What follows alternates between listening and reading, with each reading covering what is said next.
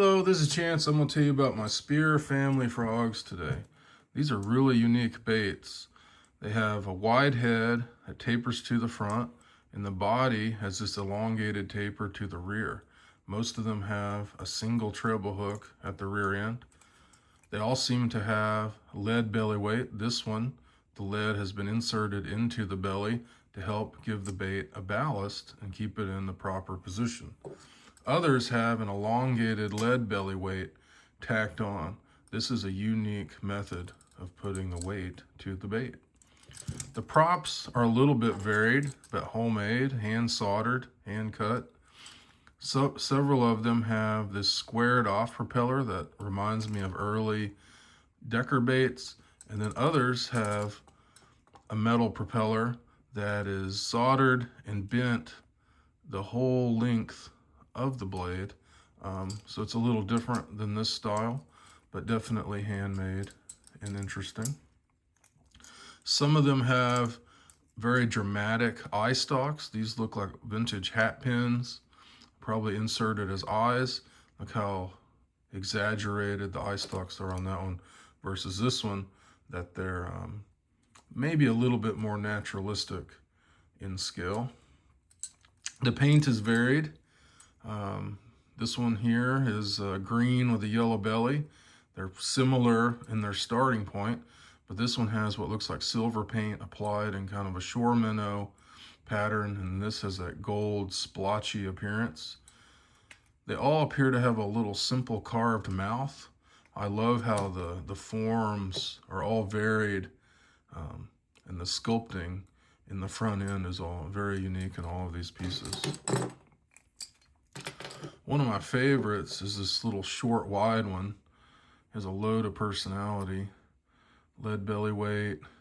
I love the form of this, that the shapes pretty much in every direction are interesting. Nice propeller on there. A little bit of bucktail dressing. It's the only one that has any hook dressing that I've seen. Really unique piece. This one has more of a glossy kind of paint, whereas the others were all more matte. Really nicely handmade propeller. Look at the little snout on this one. Got a little curve to the mouth. Unusual eye stalk. Still has the treble hook at the rear. Elongated belly weight. This silver one has been listed in the past as this is the most commercially viable of the group. I'm pretty confident this prop is not original to it. I imagine it was swapped out because all the other hook hangers are this steel wire. I haven't determined if it's wire or some kind of a hardware. But they're very secure in there. There's no getting them out probably without damaging the whole bait. So maybe I can get some x-rays done at some point. I suspect this one broke off, came loose, whatever the case might have been, and they stuck more of a commercial factory looking propeller on the front. It is unique and rather dramatic. It has a cool style with that silver paint. This one is an outlier, has more of a swooped kind of belly, more crude in its rendering. It's not, you can see where it's not sanded as finely. This one, even the eyes kind of busted on it. The propeller was bigger in scale. Unfortunately, the soldering has come loose on that, and it just kind of wobbles around. But look at this. It has a single shank belly hook and two singles at the rear soldered together. For years, these fishing lures were attributed to Ohio.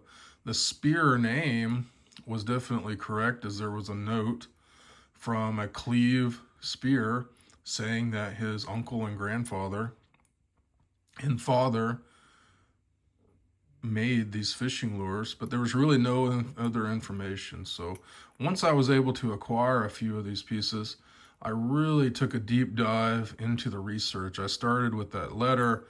I took any kind of material I could find and just, got on the path through social media, web searches, digging through my photo archive. It turns out that I actually had some photos in my folk art frog folder that definitely had to be made by these Speer gentlemen. But I was able to ultimately find Cleve Speer Jr., who had written that note. It turns out he is from New Jersey, and his whole family has been from New Jersey for generations. So the Ohio attribution was incorrect, and these were made in the area of Passaic, New Jersey. The Speers had settled that area early on and were kind of city founders and well known in the area. Big sporting guys, hunting and fishing, etc. There's some really cool photos. This one's probably from the 1890s, or very early 1900s. These two men up here in the top middle would be Charles Edward Speer and Cleaver Whitley Speer. Charles Edward was born 1879 and Cleaver Whitley 1883. So they would have been, young men, teenagers at the birth of the wooden fishing plug in America. And it's evident by this guy down here with this early semi-automatic shotgun that they were aware of sporting trends and technology in that industry. And so I can't imagine they wouldn't have seen early fishing lures. And, if you're a creative guy, why not try to make your own? But this photo is cool with the dogs. And look at these ladies. They all have shotguns. Just an interesting photo. Cleaver W. had some children with his wife.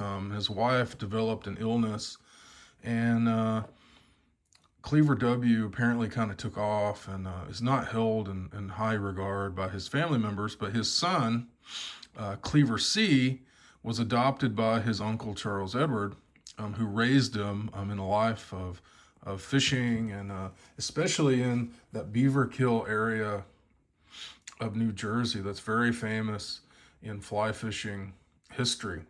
There's even a photo of boy Cleaver C. Speer here standing underneath a very famous covered bridge that's in that area. Cleaver C. grew up to work for Curtiss Wright Aircraft. He led a propeller manufacturing division during World War II. And here he is with a fly rod fishing near their Beaver Kill campsite. The man I talked to was the son of Cleaver C. He'd be Cleaver C. Jr. And it turns out that he had two of these frogs at home. These two kind of short, wide ones. They have the handmade propellers, the wide heads, the short snout, and the kind of elongated, tapered body. The eye stalks are exaggerated, but they're very flat on top. Very similar in almost every regard, but the paint just has a different look to it. The style of the paint, it's rare to see someone who completely shifts the style of their paint.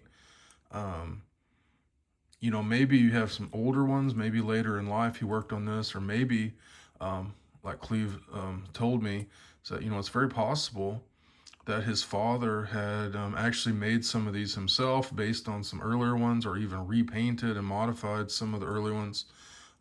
It's just hard to know. But Cleve said that the tackle box full of these frogs was around his whole life, but they didn't really fish plugs. They would go to the ocean and do some surf casting, and they would go fly fishing. But he said that he really wasn't a lure casting guy for the most part. There was a point where some collectors came around. They were specifically really interested in fishing rods and reels, but they ended up talking him out of the box of fishing lures. So we're not really sure what was in that original box. The family of Cleve, Charles Edward and his father, Cleaver C., were both really good friends with Jim Payne. Jim Payne is one of the most famous fly rod makers in America, and his techniques of doing the split cane rods are really unbelievable. And so Cleve, I think, is surprised at how desirable those rods are, because he grew up just fishing with them. Those were just the rods that he fished with. That's a pretty amazing story. He even has a couple fishing reels that his father and uncle had both made. They were both, really good at crafting things, machining, and that's what they did for Jim Payne. I believe they worked in his machine shop, because if you read about Jim Payne, he had guys that made the eyelets and things on rods and reel seats, and even had a line of reels. And I believe these Speer gentlemen were a big part of that part of his business. But I really think these are neat baits. They're unique. There's probably a couple dozen out there. I recently found a photo of a lot in an early Lang's tackle catalog, for it was an auction back in the early 90s, that definitely appears to be a Speer frog. And there's two baits with it that are just like kind of a elongated minnow kind of piece, but they have the same propeller. It's possible that those could be Speer baits at all, but the only ones I've ever seen are these frogs. So maybe those others will come around one day. I probably know of about 24 of these. You know, some of them are a little more crude. A few of them are missing the hooks. There's a few that are painted a little differently. I've seen a couple, they're kind of a brown, leopardy kind of paint. There's another gold one. So if you keep your eyes out, you might see some. I'm always looking for more information, so I appreciate you watching. Stay tuned for more videos.